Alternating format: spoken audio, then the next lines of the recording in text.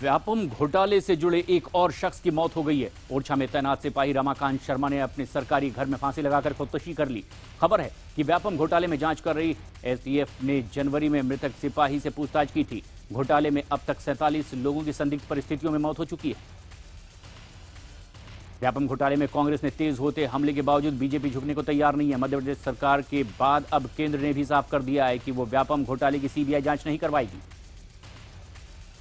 व्यापम घोटाले पर मचे बवाल के बीच में केंद्रीय मंत्री उमा भारती ने इशारों में शिवराज सिंह सरकार पर वार किया है। सीबीआई जांच की मांग पर उन्होंने कहा है कि अगर किसी सक्षम एजेंसी से जांच में फायदा होता है तो जांच होनी चाहिए। उमा भारती ने कहा है कि मध्य प्रदेश में मुझसे जुड़े लोगों की जान को भी खतरा है। राष्ट्रीय स्वयंसेवक संघ से जुड़े रहे और पूर्व बीजेपी नेता गोविंदाचार्य ने व्यापम घोटाले की जांच सुप्रीम कोर्ट की निगरानी में करवाने का समर्थन किया है। उन्होंने कहा है कि पूरे मामले में न्याय प्राथमिकता होनी चाहिए। व्यापम घोटाले पर IBN7 से खास बातचीत में कांग्रेस नेता दिग्विजय सिंह ने कहा है कि शिवराज के करीबियों की भूमिका की भी जांच होनी चाहिए।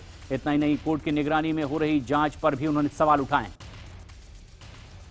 मध्य प्रदेश के व्यापम घोटाले से जुड़ी मौतों का सिलसिला थम नहीं रहा है। सोमवार तड़के सागर पुलिस ट्रेनिंग अकादमी में एक ट्रेनी सब इंस्पेक्टर का शव मिला है। भिंड की रहने वाली अनामिका कुशवाहा 2014 बैच की ट्रेनी सब इंस्पेक्टर थी। मध्य प्रदेश पुलिस ने इस बात को खारिज कर दिया है कि सागर में खुदकुशी करने वाली सब इंस्पेक्टर अनामिका कुशवाहा की मौत व्यापम के चलते हुई है। सागर के IG की माने तो अनामिका ससुराल वालों की प्रताड़ना से मानसिक रूप से परेशान थी। व्यापम घोटाले को लेकर मध्य प्रदेश से दिल्ली तक कांग्रेस शिवराज सरकार को घेरने में लगी है। कांग्रेस ने प्रेस कॉन्फ्रेंस करके मुख्यमंत्री शिवराज सिंह चौहान से 10 सवाल पूछे हैं। इसमें अहम सवाल कि बिना सीएम की जानकारी के 7 साल तक के ये घोटाला कैसे होता रहा। सवाल यह भी कि व्यापम घोटाले में एक के बाद एक होती संदिग्ध मौतों पर चिंता जताते हुए आम आदमी पार्टी ने सुप्रीम कोर्ट में याचिका दायर की है। पार्टी ने घोटाले की सीबीआई जांच की मांग की है। वहीं दिल्ली के सीएम अरविंद केजरीवाल ने इस मुद्दे पर ट्वीट कर पीएम मोदी की चुप्पी पर भी सवाल उठाए। मध्य प्रदेश के मंत्री कैलाश विजयवर्गीय ने दिल्ली में जब एक महिला पत्रकार से उनके विवादास्पद बयान को लेकर सवाल पूछा तो उन्होंने महिला पत्रकार को कड़े तेवर दिखाते हुए धीमे बोलने की नसीहत दे डाली। व्यापम घोटाले में एसटीएफ की मदद करने वाले जबलपुर मेडिकल कॉलेज के डीन की मौत की जांच दिल्ली पुलिस कर रही है और इससे कुछ सुराग भी हाथ लगने का दावा किया गया है। रविवार सुबह दिल्ली के होटल में उनकी लाश मिली थी। सुप्रीम कोर्ट ने सोमवार को वो अर्जी मंजूर कर ली है जिसमें मध्य प्रदेश के राज्यपाल राम नरेश यादव को हटाए जाने और उनसे पूछताछ की इजाजत देने की मांग की गई है। अर्जी की सुनवाई 9 जुलाई को होगी। यादव के बेटे शैलेश यादव भी व्यापम घोटाले में आरोपी थे। दिल्ली के सरकारी अस्पतालों पर जानलेवा लापरवाही का आरोप लगातार जारी है। आरोप है कि कई अस्पतालों की लापरवाही के चलते एक दिन के बच्चे को इलाज नहीं मिल पाया और आखिरकार उसने दम तोड़ दिया। यूपी के बाराबंकी में पुलिस वालों पर थाने के भीतर ही एक महिला को जिंदा जलाने का आरोप लगा है। आरोप है कि जलाने से पहले थाना अध्यक्ष और दरोगा ने महिला की असमत लूटने की भी कोशिश की है।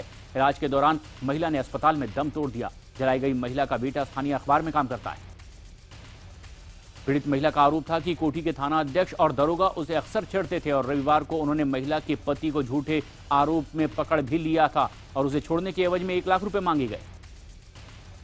कई देशों की यात्रा के पहले पड़ाव में सोमवार को प्रधानमंत्री मोदी उज्बेकिस्तान पहुंचे। दोनों देशों में आपसी सहयोग के साथ साथ आर्थिक रिश्ते और पर्यटन को बढ़ावा देने को लेकर समझौते हुए। ताशकंद में अपनी अगवानी से खुश पीएम मोदी ने ट्विटर पर हेलो उज्बेकिस्तान लिखा और शुक्रिया जताया। आज प्रधानमंत्री नरेंद्र मोदी विदेश यात्रा के अपने अगले पड़ाव कजाकिस्तान में जाएंगे।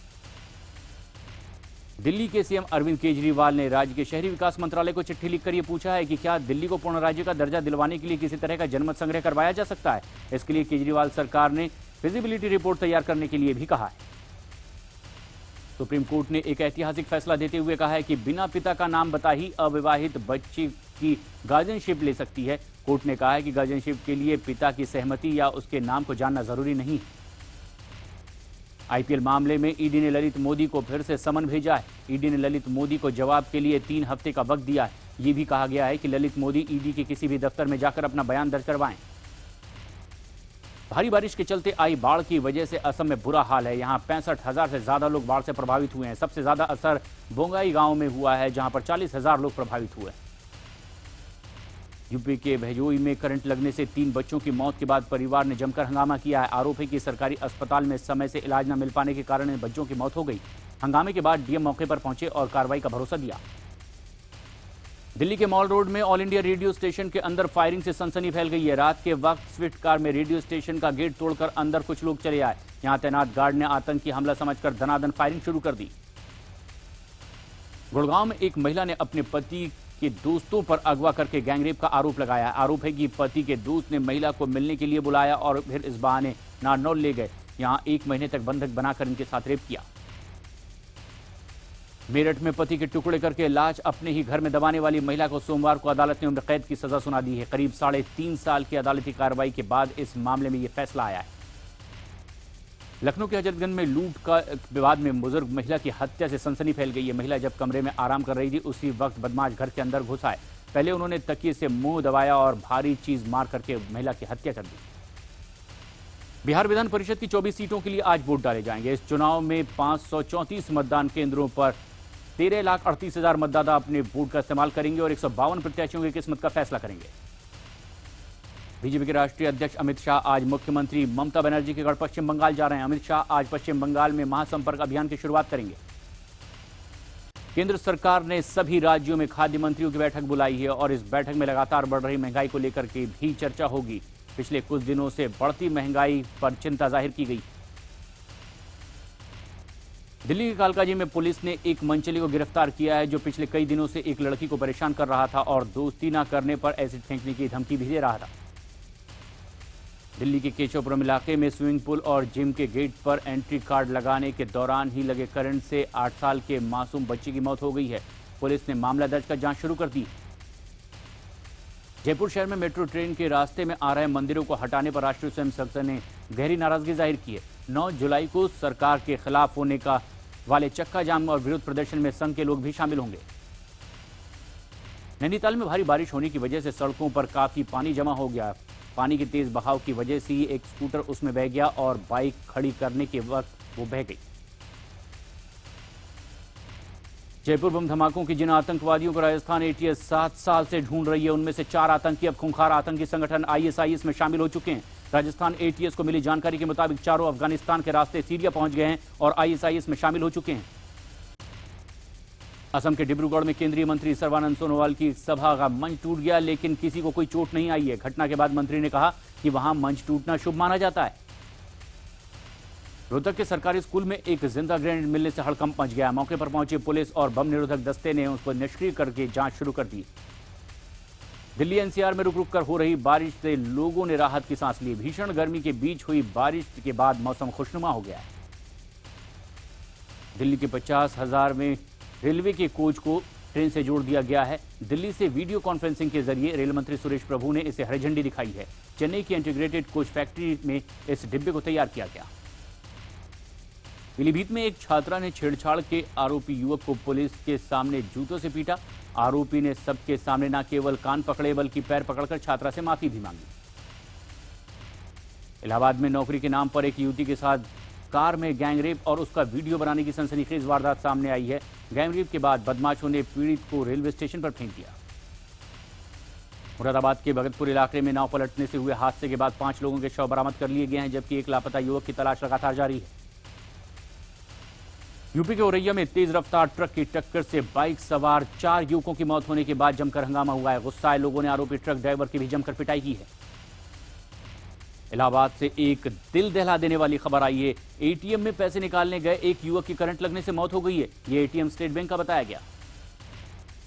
टीम इंडिया के सफलतम कप्तान महेंद्र सिंह धोनी को क्रिकेट के अलावा अपनी बाइक से भी बेहद प्यार है और तस्वीरों में देखकर अंदाजा लगाया जा सकता है कैसे कैप्टन कूल अपनी बाइक की एक एक चीज की सफाई कर रहे हैं खुद अपने हाथों से।